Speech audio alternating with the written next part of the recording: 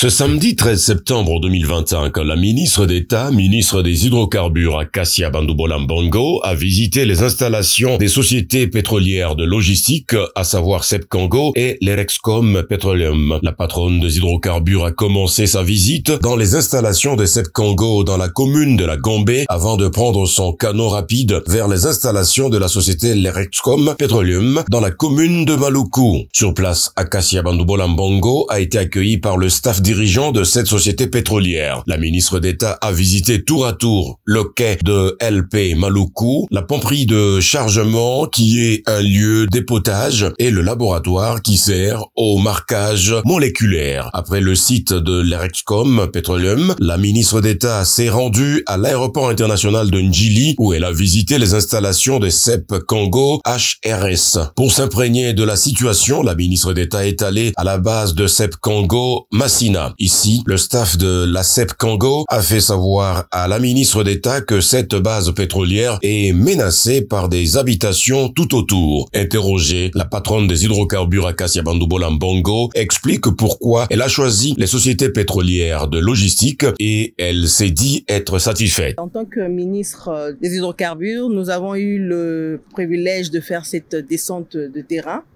afin de nous imprégner de la situation qui prévaut dans le secteur des hydrocarbures, particulièrement dans l'approvisionnement national et spécifiquement dans l'approvisionnement de la zone ouest à Kinshasa. Nous avons commencé à Sep, vers la ville, Bichngobila.